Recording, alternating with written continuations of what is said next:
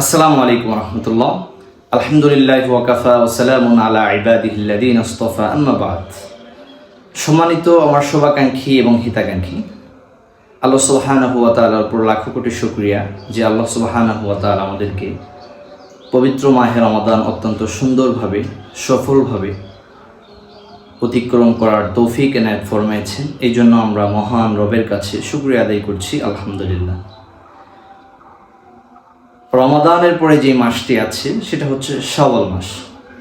আল্লাহ রাসূল সাল্লাল্লাহু আলাইহি ওয়াসাল্লাম এক হাদিসে বলেছেন, মান সামা রমাদান তুম্মা আতবাহু সিত্তান মিন শাওয়াল কানা কা সিয়ামিদ দাহর। এটা সহিহ মুসলিমের বর্ণনা।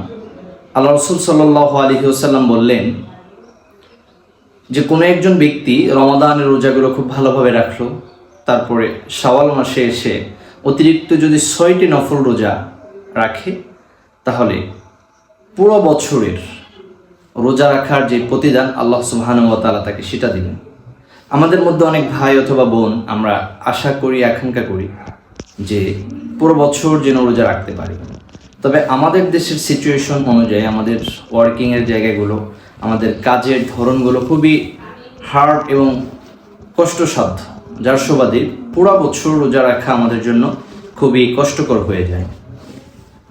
তো আমরা যদি এই সুযোগটা, আল্লাহ রাসূল বলেছেন যে তোমরা শাওয়াল মাসে যদি 6টি নফল রোজা রাখতে পারো এবং রমাদানের রোজাগুলো যদি ভালোভাবে রাখো, তাহলে পুরো বছর তোমার রোজা রাখার যে সওয়াব, যে প্রতিদান আল্লাহ সুবহানাহু ওয়া তাআলা তোমাকে সেটা দিয়ে দিবে।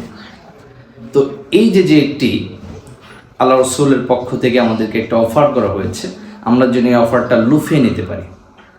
আমরা যেন সকলে আমাদের জায়গা থেকে 6টি রোজা যেন এই শাওয়াল মাসে রাখতে পারি। ধারাবাহিকভাবে রাখার প্রয়োজন নেই, আপনি একটা দুইটা করে 2-1 দিন গ্যাপ দিয়েও সেটা রাখার আপনার জন্য সুযোগ থাকবে। আল্লাহ সুবহানাহু ওয়া তাআলা আমাদেরকে যেন ইসলামের সঠিক জ্ঞানগুলো দান করেন, পৃথিবীর সকল ফিতনা থেকে যেন আমাদেরকে হেফাজত করেন। সবশেষে আজ পুরো পৃথিবীর প্রত্যেকটি জায়গায় মুসলমানরা নির্যাতিত। আমরা রমাদানে দোয়া করেছি, শাওয়ালেও আমরা দোয়া করব। আল্লাহ তাআলা যেন আমাদের পৃথিবীর প্রত্যেকটি অঞ্চলে, উত্তর থেকে দক্ষিণ, পূর্ব থেকে পশ্চিম, প্রত্যেকটি অঞ্চলের মানুষ, প্রত্যেকটি অঞ্চলের মুসলিমদেরকে যেন আল্লাহ তাআলা তার রহমতের চাদর দিয়ে ঢাকিয়ে দেয়। আল্লাহ তাআলা আমাদের এই আকাঙ্ক্ষাকে যেন কবুল করেন, আমরা সেই কামনা করি। সকালে ভালো থাকবেন, সুস্থ থাকবেন। আসসালামু আলাইকুম ওয়া রাহমাতুল্লাহ।